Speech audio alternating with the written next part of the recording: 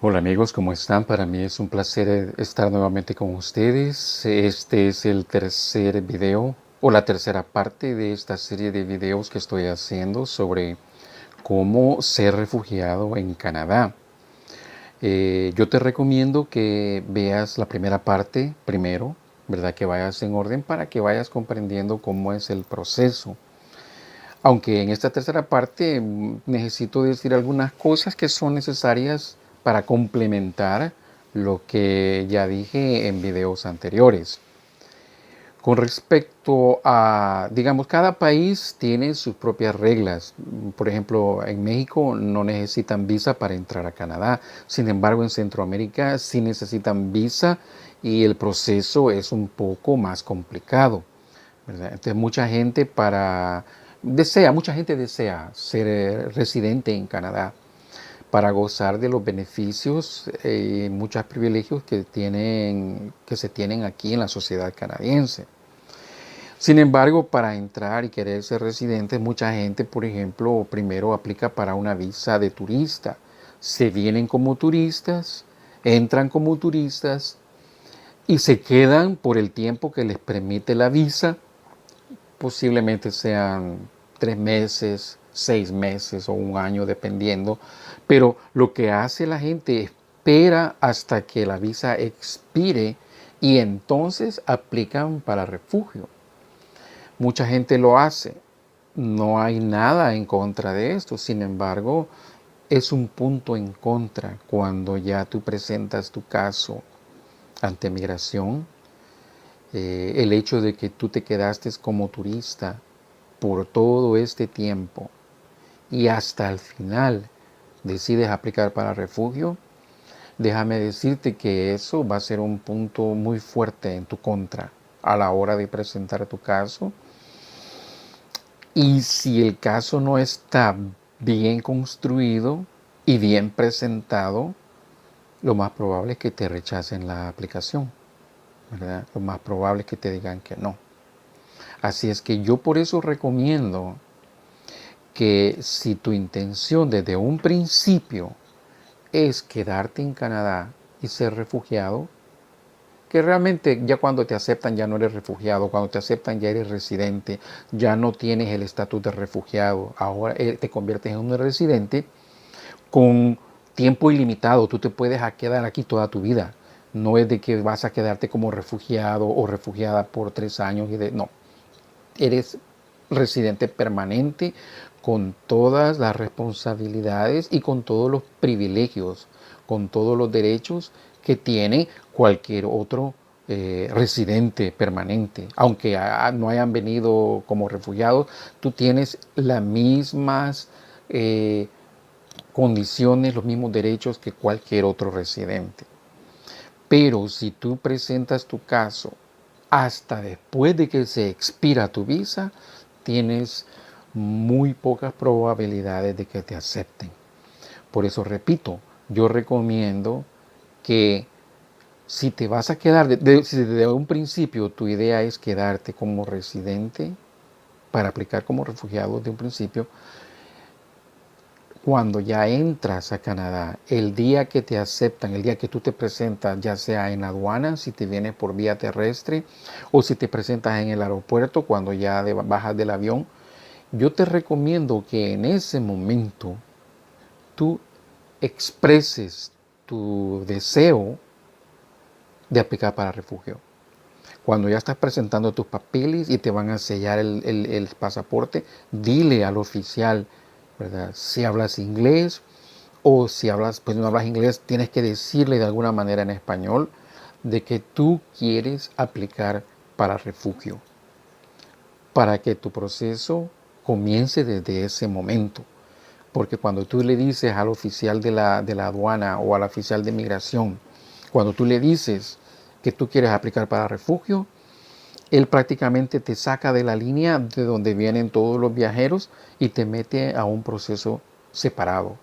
Te mete a una fila diferente. Bueno, no es una fila, es un lugar. Te manda a un lugar diferente donde el proceso es diferente, ¿verdad? O un oficial de migración te va a entrevistar para ver si las razones por las cuales tú quieres pedir refugio son razones válidas que están contempladas dentro de la condición de la Convención de Ginebra, ¿verdad? Entonces, si tú dices, bueno, yo vengo porque tengo temor, yo quiero pedir refugio porque tengo temor, porque me están persiguiendo, digamos, ¿verdad?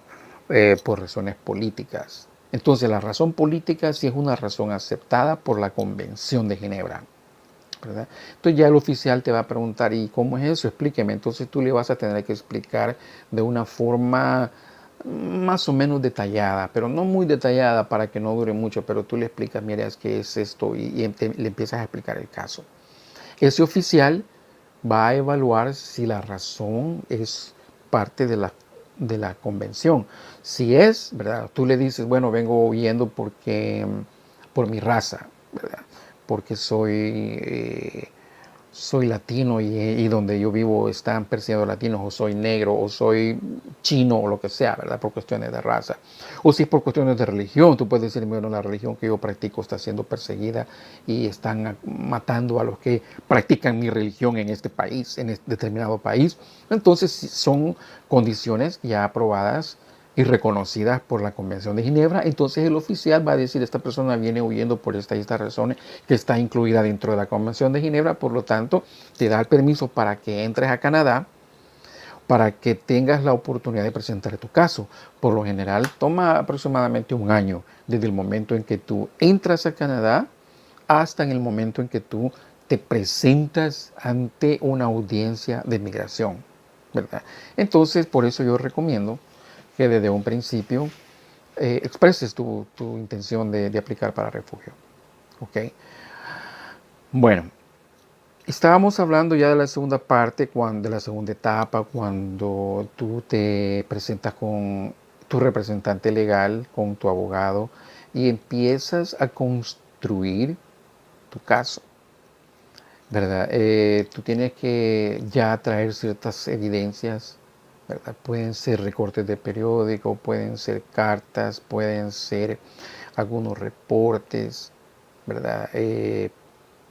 Papeles médicos, en fin, estoy hablando esto y tal vez no me entiendas porque hay ciertos detalles que no los puedo mencionar en un video público.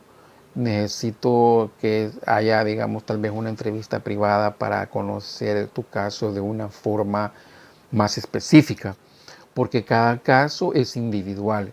Y a la hora de presentar tu caso ante migración, también tu caso va a ser decidido de acuerdo a sus méritos individuales, ¿ok? Porque cada caso es muy diferente.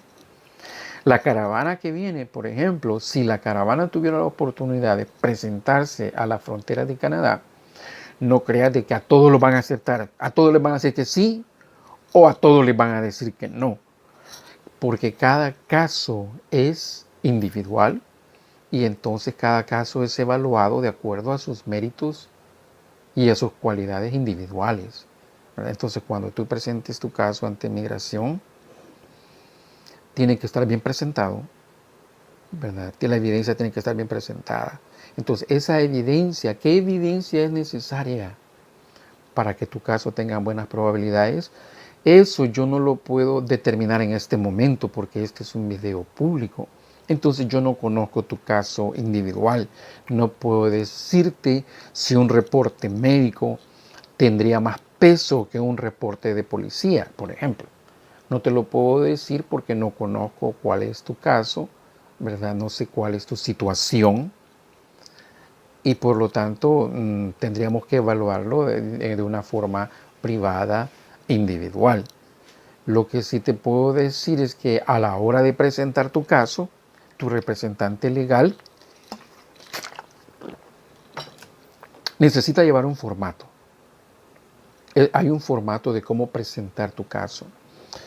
Eh,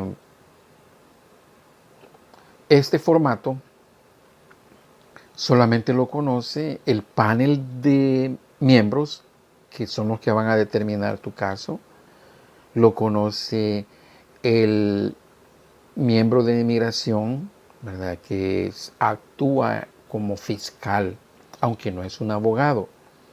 tampoco es un abogado acusador, simplemente es un empleado de migración que ha estudiado tu caso, ¿verdad? Cuando tú lo presentas, ha estudiado tu caso y él mira algunos huecos, mira algunas lagunas o tiene dudas acerca de tu caso y entonces él está ahí precisamente para asistir a los miembros del panel a entender mejor tu problemática. ¿Ok?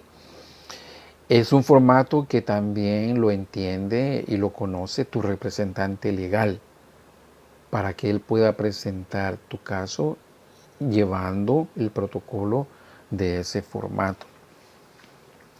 Quiero decirte de que cuando, esto es parte de la segunda etapa, de que tú cuando vas presentando tu evidencia, ¿verdad? A través de las entrevistas que tienes con tu abogado o con tu representante legal, él te va a indicar, basado en tu historia personal, cuáles son las evidencias que necesitas para que tu caso tenga mucho peso. Y así el caso se va a ir ganando de acuerdo a los puntos. Él te va a indicar cuál es la evidencia más necesaria. Entonces lo que pasa es que a través de la segunda etapa tu abogado va poniendo todo el caso junto, no solo la historia, porque los documentos, esa es otra información que es bien importante. Los documentos que presenta tu representante legal ante el panel de migración incluye no solamente tu historia escrita, la historia de tu problema, sino que también incluye documentación que evidencia lo que va incluido en tu historia. Por ejemplo, si en tu historia tú dices que sufriste persecución por parte de un grupo de personas y en cierto momento tú tuviste que dejar tu casa, te fuiste para otro lugar de tu país, tu abogado te va a pedir si tienes evidencia. Por ejemplo, si te fuiste y te quedaste en un hotel, ¿verdad?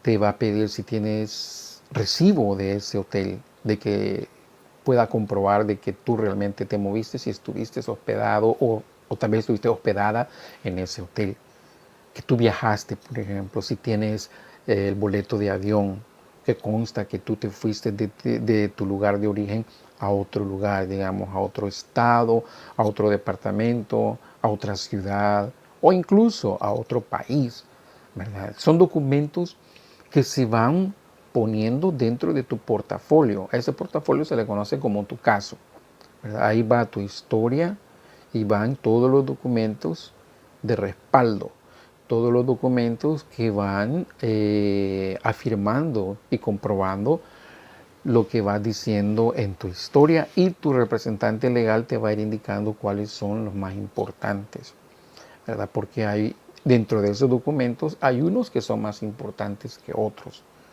Hay unos que son esenciales, ¿verdad? Porque tú no te puedes presentar ante la Corte de Migración solo con tu historia. Solamente así. Un caso así es muy débil. Vas contra la corriente, prácticamente. Es como que fueras nadando contra la corriente de un río. Tu caso, aparte de tu historia escrita, tiene que llevar ciertos papeles, ciertos documentos, ¿verdad? Aunque sean documentos que tú los bajes del internet, por ejemplo, ¿verdad? Que sucedió algo muy importante en tal fecha, incluso lo cubrieron los periódicos de tu país de esa fecha. Entonces tú puedes bajar de la internet, puedes accesar esos periódicos y los puedes imprimir. Entonces ese documento ya impreso lo puedes meter como evidencia para tu caso. Entonces, un caso siempre va a tener que llevar documentos de evidencia. Si un caso no lleva documentos de evidencia, es muy débil, muy pocas probabilidades de que te lo acepten, aunque tu caso sea genuino, aunque la persecución sea real, aunque tu temor sea real y los riesgos que corres si regresas son reales, pero si no tienen documentos de evidencia, el panel de miembros de migración no le van a considerar no le van a dar mucho peso. ¿Ok? Eso es bien importante que lo sepas, ya que mucha gente dice, ah, no, mi caso es real, es legítimo, mi temor es genuino. Y con solo que les cuente la historia, ellos tienen que creerlo por fuerza. No, no es así. Tienes que de alguna forma conseguir documentos que puedan evidenciar y comprobar tu historia. Ya repito, aunque tu caso sea real, si no presentas la documentación apropiada, no te van a aceptar. Si tu caso no es real, fíjate, pero tú presentas documentación que apoye tu historia, aunque tu caso no sea real, pero si llevas documentos que presentan y que apoyan tu historia, tienes muchas probabilidades de que tu caso sea aceptado. Entonces, ahí es donde surge la necesidad que exista alguien que te oriente para que tú te prepares antes de salir de tu país, para que tu caso prácticamente ya venga con buenas probabilidades desde el momento que tú sales de tu país y te presentas en el aeropuerto de Canadá o en la aduana terrestre y presentes tu caso. Desde que tú sales de tu país, prácticamente tu caso ya lleva muchas probabilidades porque ya tu primera etapa la tienes con éxito. Vas a pasar a la segunda etapa que va a ir construyendo mejor tu caso. Cuando se presenta la tercera etapa, tú ya prácticamente tienes muy buenas probabilidades. En el próximo video te voy a explicar algunos detalles que los miembros del panel buscan para determinar si tú vas a ser un refugiado o no. ¿Ok? En el próximo video lo voy a cubrir y va a estar específicamente sobre lo que es cómo presentar el caso ante la Corte de Migración. ¿Ok? Gracias por tu atención. Deja tus comentarios y también comparte este video para que otras personas interesadas también puedan recibir esta información que les va a ayudar. ¿Ok? Hasta el próximo video.